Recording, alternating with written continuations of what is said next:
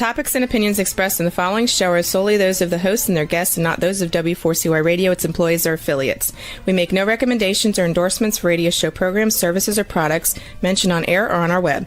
No liability, explicit or implied, shall be extended to W4CY Radio or its employees or affiliates. Any questions or comments should be directed to those show hosts. Thank you for choosing W4CY Radio.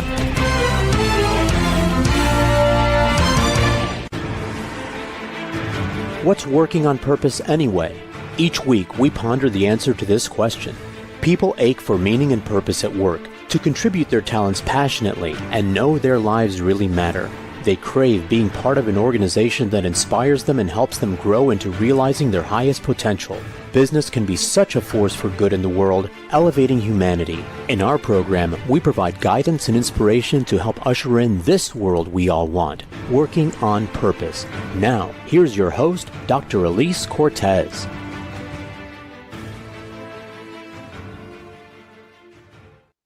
Welcome back to the Working on Purpose program, which has been brought to you with passion and pride since February of 2015. Thanks for tuning in again this week. Great to have you. I'm your host, Dr. Alise Cortez. If we've not met before and you don't know me, I'm an organizational psychologist and logotherapist, speaker, and author. My team and I at Gusto now help companies to enliven and fortify their operations by building a culture and leadership activated by meaning and purpose. Our mission is to help clients create a destination workplace where people flock to join, are intrinsically motivated to perform at their best, can grow into their fuller potential, and are committed to stay and dynamically deliver on their company's mission, which translates to higher profits for you. You can learn more about us and how we can work together at gusto-now.com or my personal website, alisecortez.com. Getting into today's program, we have with us today Dr. Carlos Ure. He's the professor of strategic management and director of the chair management by missions and corporate governance at Universitat Internacional de Catalunya. He's the founder of DPMC, provider of strategy and change management services for companies such as Coca-Cola, Sony, Camper, Repsol, and Bristol-Myers Squibb. He is co-author of Management by Missions, published in 6 languages, editor of the open access book Purpose-Driven Organizations, Management Ideas for a Better World, and other books and articles in leading journals like Long Range Planning and Journal of Business Ethics. Today, we're talking about his work and research in purpose-driven organizations. He joins us today from Barcelona, Spain. Carlos, a hearty welcome to Working on Purpose. Hello, Alise. Thank you very much. Well, it's so wonderful to cross paths with you, Carlos. I love what you're doing. I want to drink it up and be a part of it. So I'm looking forward to sharing it with our listeners and viewers today. Thank you very much. I was really looking forward to have this conversation with you and to also to think about these things about purpose, talking. Mm-hmm. Well, let's just situate for our listeners and viewers who haven't been drinking, from the fire hose of your LinkedIn articles and from your books, et cetera. Let's just start with what you're pouring yourself into today. So let's just situate. Where are you putting your heart and soul these days? What are you up to? Well, I think for many years I've been working in purpose. I've done many things. As you said, wrote a couple of books. Also, my PhD dissertation was about purpose, organizational corporate purpose. Also, I've been working with more than 200 companies today. But really now, what I am really concerned is how to connect the personal purpose of people with the company purpose. I think this is a challenge. This is a challenge for many companies, because now really it's not only to define the purpose in the corporate purpose for a company, but also the question is, how do you really connect the personal purpose of your people with the corporate purpose? And this is probably the thing I am more working on for the last 3-4 years, I would say. It's delightful, and we're going to dive a little bit more deeper into that as we go. I think that's amazing. One of the many things that I see you really leading the field with that's one of them. The other one, of course, is the measuring, which we'll get to in just a second. But I am interested. I know I found myself in the purpose space because my dissertation was around studying meaning in work and identity. So I had the meaning stuff, which ultimately led me into the purpose camp. But I'm interested in learning, when and how did you discover the opportunity and the need for organizations to operate from purpose? Well, when I discovered it, really good question. I would say it was not in academy, indeed. It was not doing research. Yeah, it was volunteering.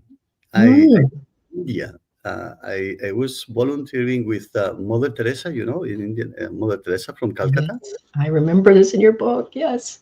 Is well, I mentioned this in the epilogue of the book.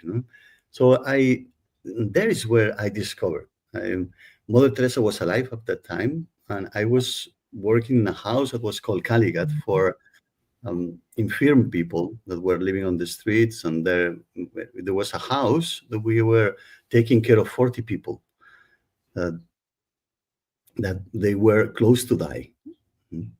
And I remember the day when I arrived, one of the nuns told me, "Hey, you know this guy, this Hindu guy? He has been living probably all his life in the street, and you are going to take care of him." Mm. And I was feeding him every morning. Then I was giving some pills, washing him. Also, I learned some Hindu poems and Hindu songs, and really, I discovered meaning. This is and purpose. Those days were very meaningful days for me. Until it happened, what it was going to happen. This guy died in my arms, no? And then all the purpose went out. All the thing, I was thinking, wow, what is? And I remember the following day, I went to visit Mother Teresa, and we had a conversation. I was very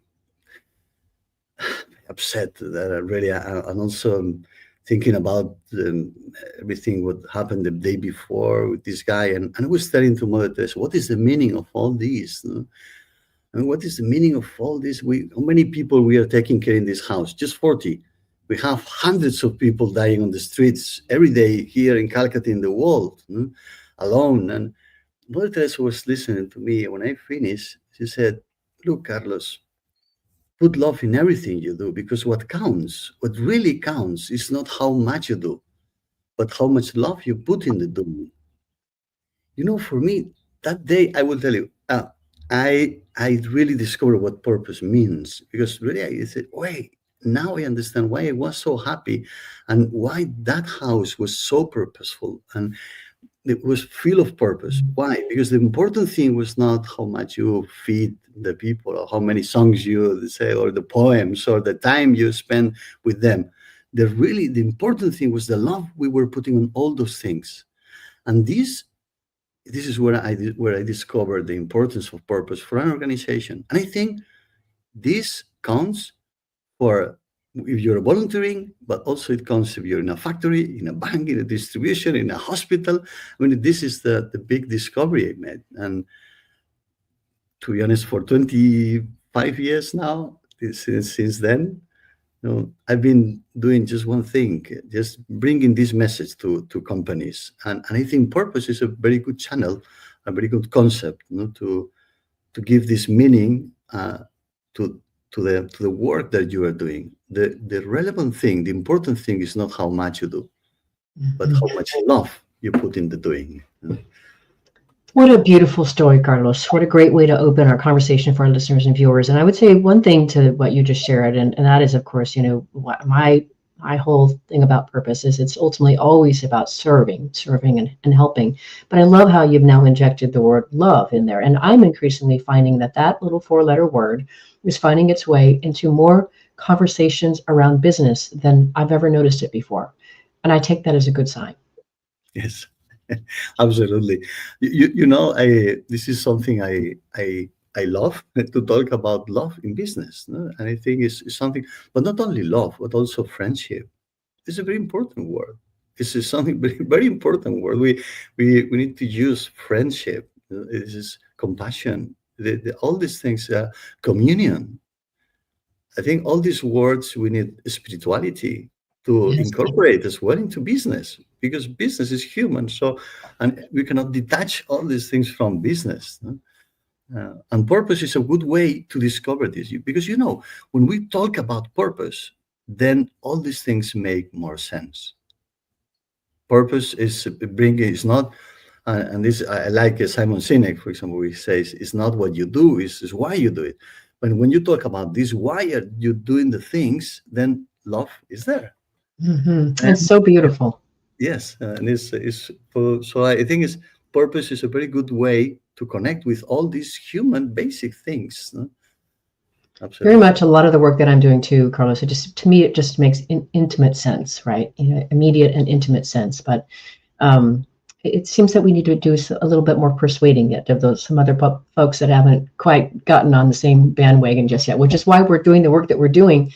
And one of the things that I think can really help that initiative is what you're doing, which is how we originally met on LinkedIn. I was so intrigued to learn about your Measure to Improve initiative. Can you share more about how did that come about? What are you trying to accomplish?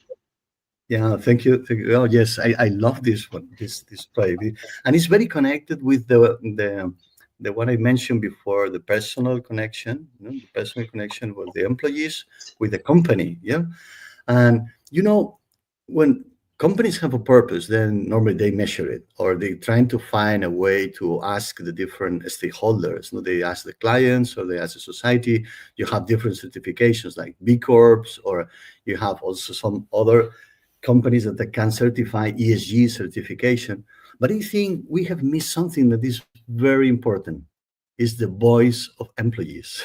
Yeah. And it's fundamental. I mean, employees is the main stakeholder that participate on the purpose. So really, and I think if we want really to have purpose and to measure purpose, the first one you need to ask is your employees. And this is what we want to achieve with this movement. We've been doing this for many years. We have developed in our research group different scales to measure purpose and to give voice to the employees. And then after some years, we decided, hey, why not to create a movement that we are going to encourage companies to do it and to help companies to make this measurement and to give voice to the employees so that the employees can tell, okay, my company, in the company I'm working for, purpose really is something that is alive. It's not just a sentence on the website, or it's something for public relationships. It's something that is connecting with me. I see also the management is consistent with it, and also my colleagues. This is what we are measuring here. And the objective is giving voice to the employees. I think it's incredible, Carlos, and I certainly know of the B Corp certifications and ESG stuff that you talked about before. But beyond that, I personally have not encountered very many companies, at least in the United States, that are really measuring purpose the way that you're putting forth, which is why I'm so excited about this. And I think it will really help, excuse me, really help us, maybe help more people get on the bandwagon who think it's a little bit too fluffy. So you have a 3D index of purpose that I think is just very potent and concise. If maybe you can cover that next. Yes. We had at the beginning, we developed a certain scale. We developed more than 100 measures. Then we validated 48. And then we said, okay, with this survey is very good. We can measure many aspects of purpose. But then one of the companies we are working here, from a very big company here in Spain, and other companies, they said to us, hey, we'd like to have an index, like the Net Promoter Score that is asking, do you would like to recommend the companies? We would like to have one for measuring purpose. I said, wow, this is very good. I mean, and we started developing with this company and another 60 companies at research. And then we failed, I would say, because we were not able to find just one question. And purpose is something that at least you need three questions. And this is and then so we reduce the 48 questions into 3, and this is the good thing. And then with these 3 questions, we are making what we call a synthetic index. So when that we have also, we can identify people that is supporting, that is connected with the purpose, people that is indifferent. Also, we identify the percentage of people that they say, well, purpose is not with me, and also that they are disconnected. So, and also with different percentages, and here we assess and we can measure. But the most important thing is not only measuring, but what we are providing, we want to do with this movement is that companies communicate to the employees the results. So it's not only giving the voice to measure, but also to communicate the results and to ask for ideas for improvement. This is why it's called measure to improve, because it's not measure to pretend or measure to display or measure to, measure to improve. And the important thing is not only to measure, but also to communicate the results and say, okay, these are the results. If they are good, okay, so we are going to celebrate it. But what can we do to improve? And also, if the results are not very good, okay, give me ideas and give me solutions. And this is what we want, that companies measure and then communicate to the employees, giving voice not only for measuring, but also to provide ideas on how to improve it. I think it's stunning. So let's take our first break and we'll continue the conversation about that. I'm your host, Dr. Alise Cortez. We've been on the air with Dr. Carlos Rey, Professor of Strategic Management and Director of Chair Management by Missions and Corporate Governance at Universidad Internacional de Catalunya. And he's the founder of DPMC, a provider of strategy and change management services. We'll be right back.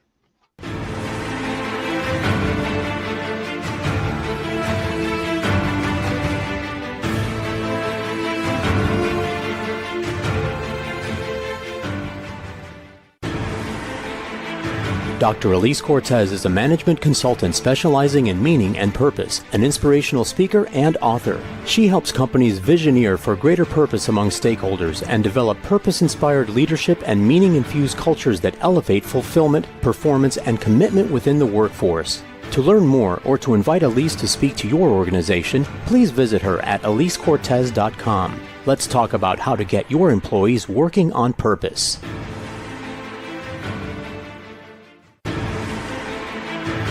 This is Working on Purpose with Dr. Alise Cortez. To reach our program today or to open a conversation with Alise, send an email to Alise, A-L-I-S-E, at alisecortez.com. Now, back to Working on Purpose.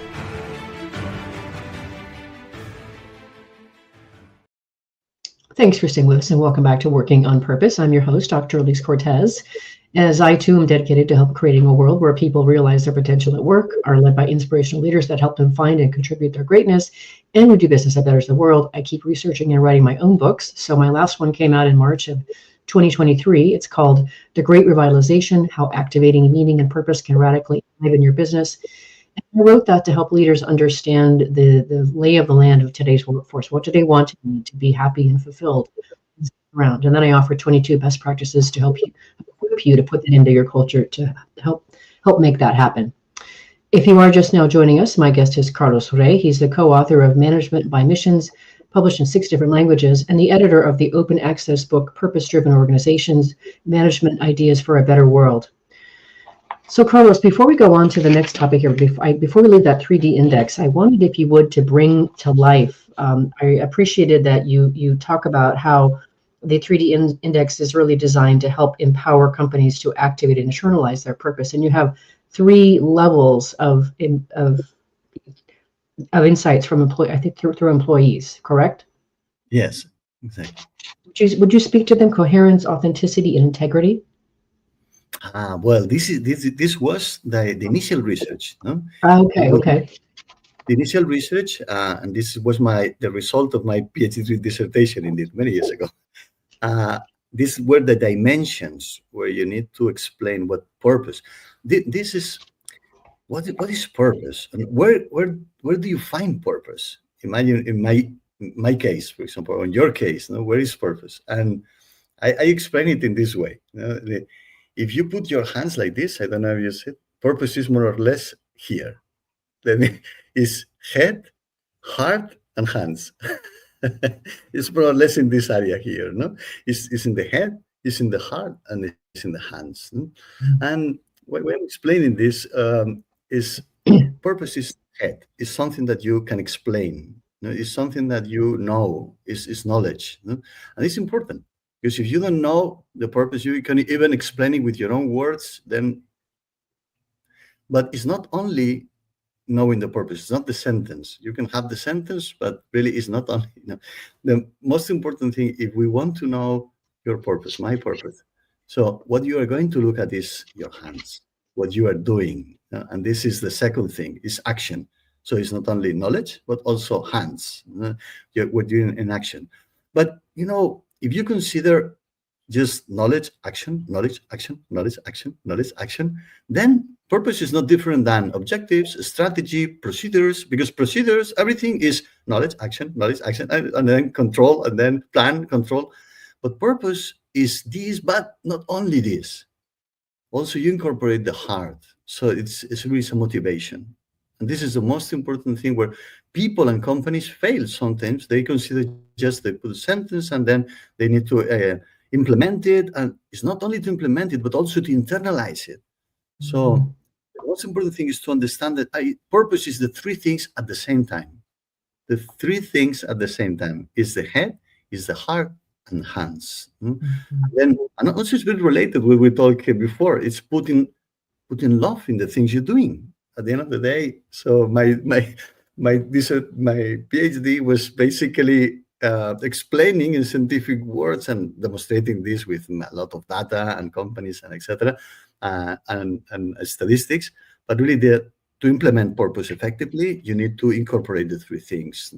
So I would say Mother Teresa was right. You need to put love in the things. You need to put love if you want to really implement purpose.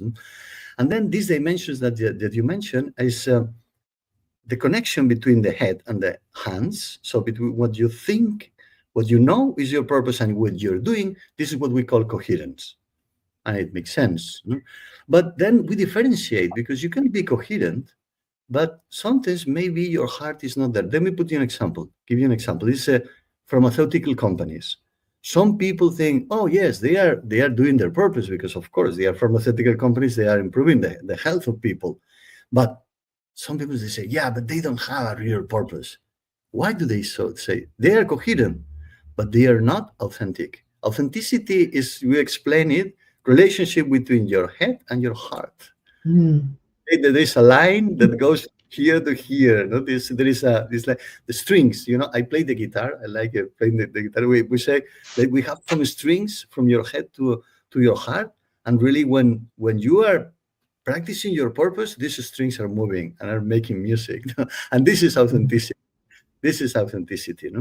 But not only this, but also is, hey, what are you doing? What you are not even thinking. So this is heart to hands. When it is integrated, this is what we call integrity, or it is integrated in your acts. So at the end of the day, the things that you are doing normally, even without thinking about it, then it's your purpose. So, and this is these three things. That is the coherence, the authenticity, and the integrity. And these you can apply to the whole organization. And this is to say, okay, is the organization is coherent when they are doing what they say in the website, and also at the purpose, but also they are authentic when their own motivations, the motivation of the people is doing that purpose, and really is for the purpose. I like to say that the purpose of purpose is purpose. There is no other purpose. So you're going to say, no, I'm doing this purpose for maximizing shareholder value. No, then that is not going to work. The purpose of purpose is purpose. And this is the integrity. Is when you're connecting heart and hands. Is when really the motivation, the spontaneous motivation of people is doing the purpose, because it's natural. And these are the three ideas that laterly we are measuring also with this index. Because at the end of the day, when we say the connection, so the management behavior is consistent with the company purpose. This is the first question. This is the coherence. There's management consistency. Then the second one is the purpose of your company is connected with your personal values. This is authenticity, is going to the heart. It's asking to the heart of people. No? Yes. And then the third one is when the behavior of my colleagues is consistent. My colleagues if you have 5,000 people and you ask this question to 5,000 people in your company, then you have 5,000 answers of what is happening around. So this is the integrity, and with this you can measure and know how the purpose is coherent, is integrated, and also is authentic in the company. It's so beautifully explained. You're reminding me, and I know you've seen this before too, when you ask somebody in an organization, what's the purpose of this place? And they go, wait, just a second. I know there's something on the wall. Just a second. Let me find it. It's on the wall someplace. No, that's not what we're. If that's how you find the purpose of the organization, you're not living it. That's for sure. You surely don't know it. Please, let me tell you, there's something that really this happened to me once. Just remind me. I was talking to a big company, and new CEO, and the CEO was new for 6 months or so, no? And then he wanted to implement the purpose, to develop it, and he called me, and I was waiting. And then when we met in his room, in his office, then I mentioned to him. He mentioned to me, well, we would like to define the purpose because we don't have purpose. And I said, well, I was in the waiting room, and there is a big there is a big that says the purpose of the company. Is, oh, really? And he went up, so he didn't know. He had been in the company for 6 months, and he didn't know the company had already defined the purpose in a picture on it. So yeah, sometimes even is worse that the people is having the purpose somewhere there, and they are not even recognizing it. Boy, did he need you, Carlos. Woo! Well, to that end, the next thing I wanted to talk about that I really, really align with is you talk about how discovering or rediscovering purpose as a whole organization is not a top-down job. That it's essential that you're full. You mentioned this a little bit earlier, but if you could just speak to really how you're encouraging organizations to really involve all employees into the process. I do something similar as well, but if you could speak to that, that'd be great. Yeah, thank you very much. I think when I started, I was thinking more because everybody at that time, this was the 2000, more or less, and at that time, the top-down approach was the one all people always think of defining the mission, the vision, the values, the purpose, and all these things, and then to implement it top-down, etc. But then I discovered that, okay, this probably it's necessary to clarify somehow the purpose in the study, and this is required, but also you can implement it from bottom up. And then we started combining top down and bottom up with people and asking, and how? It was very simple. We went to the people and we were asking, how do you contribute to this purpose? How are you connecting with this? And sometimes we say, well, I don't understand the purpose very well, or okay, but tell me, how do you think? What is your purpose? And then with this conversation, people started reflecting about their own purpose. And this is the way to combine the top down and the bottom up. But this was more or less like 15 years ago. But now, more recently, and it was a little bit after I wrote that book that you mentioned. It was in 2019, The Purpose-Driven Organizations. But more recently, I'm discovering that it's not only top-down and bottom-up. Now, probably the more important thing is that it's inside out and outside in. And this is a word that I have a very good friend, John Mandoff, has published, and he's explaining very well. And when Johnny was publishing this work, and he said, wow, this is the key. It's not only top down and bottom up, but also inside out and outside in. And it's very important because then with this approach, you can go straight, for example, to the middle management. And then you're going to go, so you can do everything. It's okay, inside out. Means what is your purpose in life? What do you think is your contribution to the purpose of the company? Or the purpose of the organization, and even when maybe the purpose is not very clear, even in transition, we discovered this during COVID as well. Many times during COVID, the purpose was blurred. I mean, it was difficult to understand what is the purpose of our company now, and then we are at home, and then everything. Some people had the stores closed and everything, so they needed to redefine. So somebody was saying, okay, inside out. So from your purpose, because we don't want to lose the sense of purpose in our companies. So inside out. But the other one is outside in. What are the things that are happening in the world that really you think you can contribute, you can help? And here you have many things, many different causes and different things that in your companies you can do.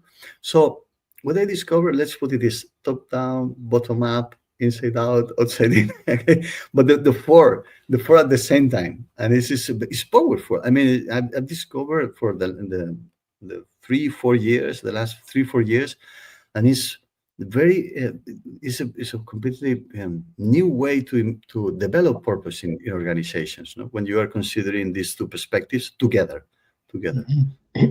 That was beautiful, Carlos. Again, so many reasons why I wanted to have you on the podcast. Oh, so I think you're just going to have to come back another time because we'll have more to talk about. But let's grab our last break here. I'm your host, Dr. Alise Cortez. We've been on the air with Dr. Carlos Rey, Professor of Strategic Management and Director of the Chair Management by Missions and Corporate Governance at Universitat Internacional de Catalunya. He's also the founder of DPMC, provider of strategy and change management services. After the break, we're going to talk also about a few examples of some leading organizations that are really living this stuff in a way that I think you'll find inspiring. We'll be right back.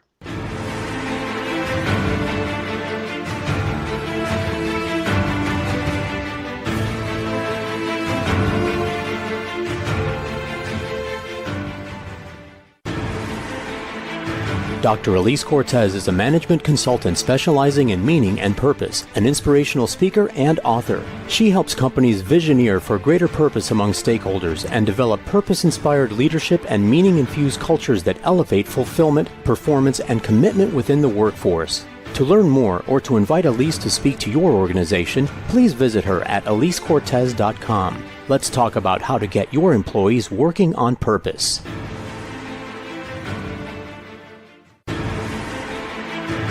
This is Working on Purpose with Dr. Alise Cortez. To reach our program today or to open a conversation with Alise, send an email to Alise, A-L-I-S-E, at alisecortez.com. Now, back to Working on Purpose.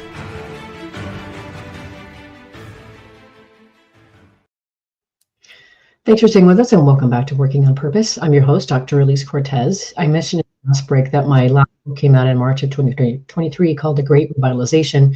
What I did for you is I created a very simple 3-page assessment that you can take off my website, gusto-now.com, and that will help you understand the extent to which your current culture is meeting the discerning needs of today's workforce.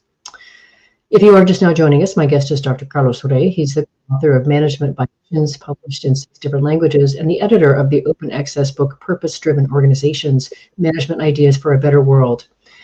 So for this next segment here, Carlos, what I thought we could do is really help our listeners and viewers really understand this stuff is living in the world in different companies. And you have given various examples that I thought were so compelling and so inspiring. And I wanted to start first, if you would bring to life like what Bimbo is doing. Now, I knew of Bimbo because once upon a time, I used to sell baking flour by the truckload. So I knew of Bimbo, but I had no idea what they were doing in this space of purpose. Could you share a bit about how they are the power of discovering and unleashing individual purpose in their organization? Yeah, well, I was also knowing Bimbo as a consumer.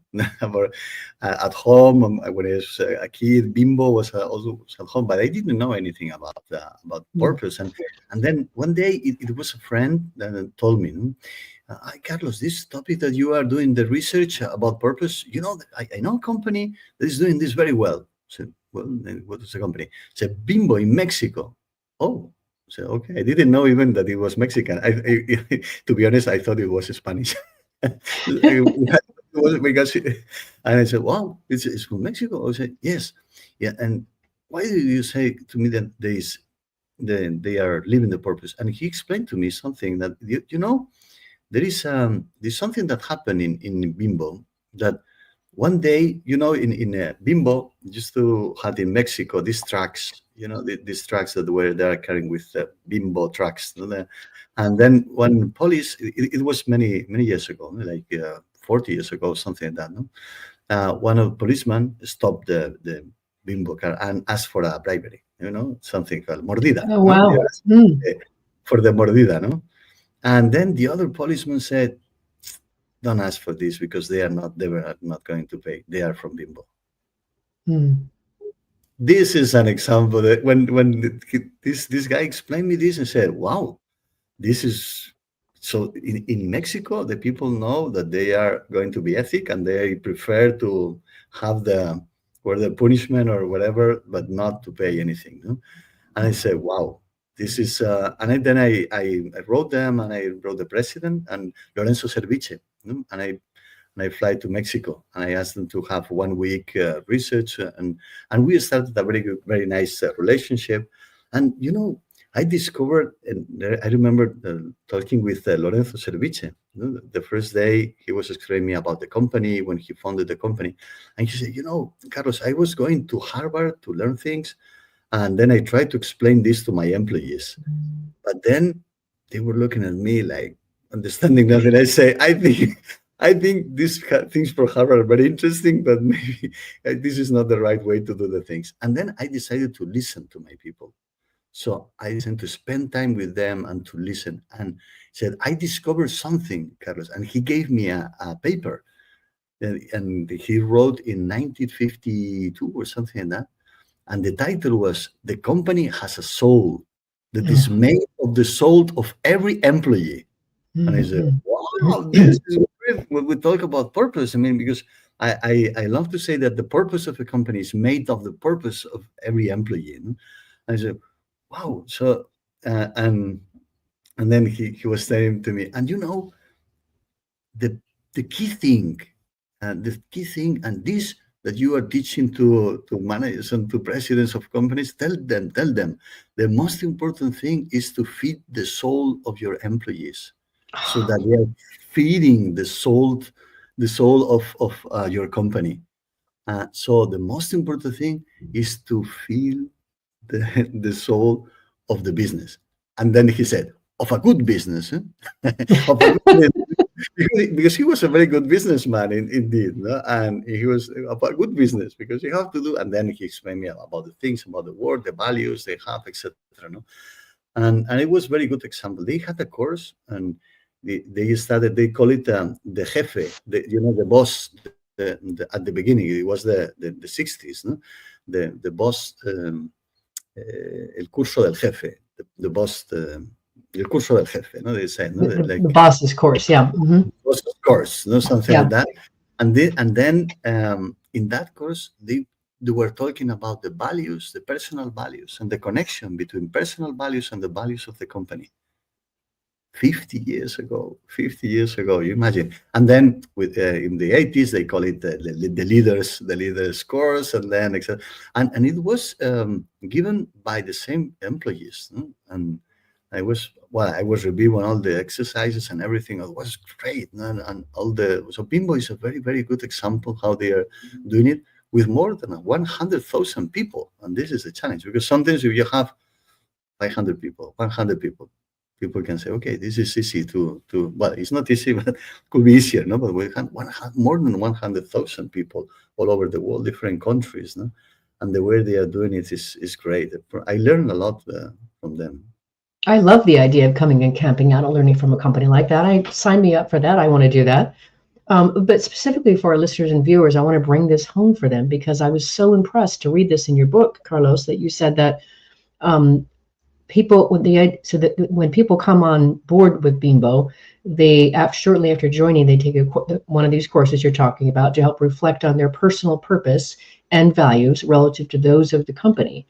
And you say it was, at the time of your writing, it was 130,000 employees, and they do this around the globe. And I just wanted to situate, that's got to be one of the best onboarding programs I have ever heard of.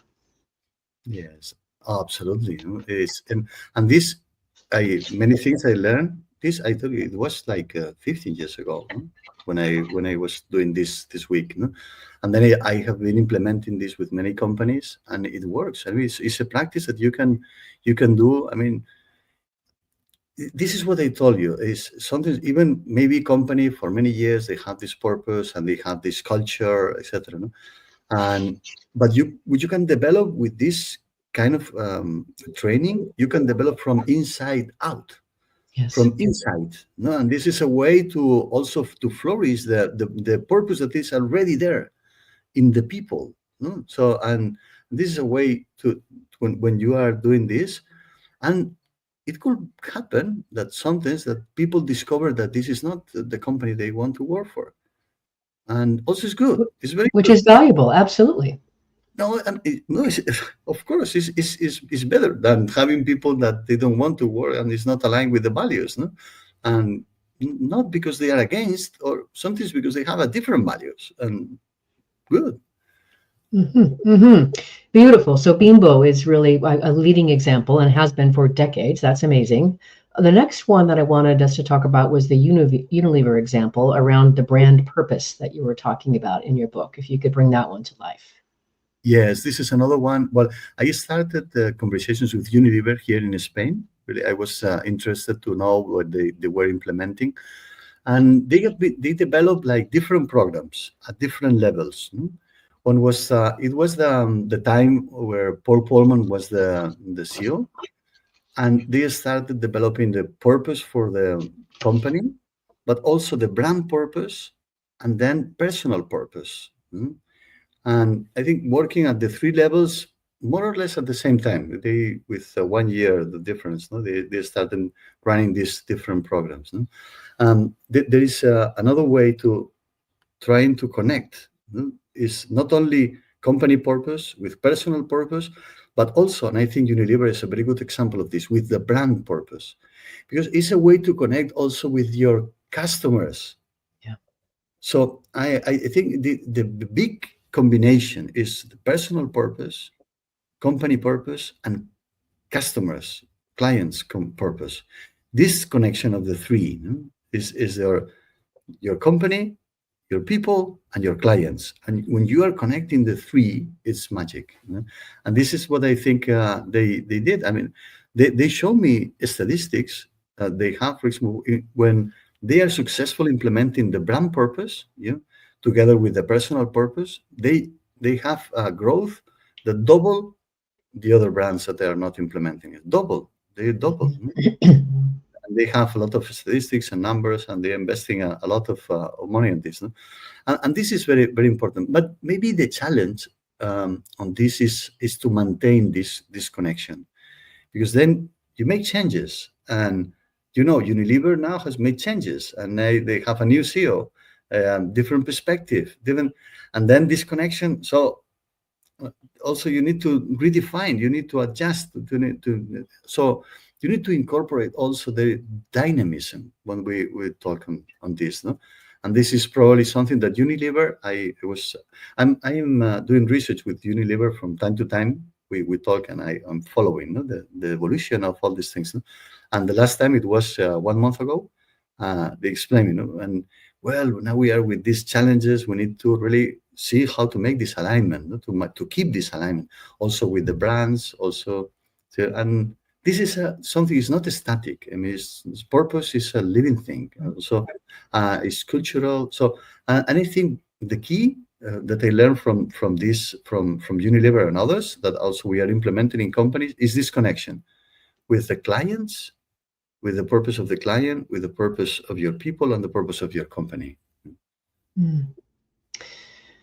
Oh, this is such good stuff. I don't know why anybody wouldn't want to just stop everything they're doing and get to work right on this in their company, right?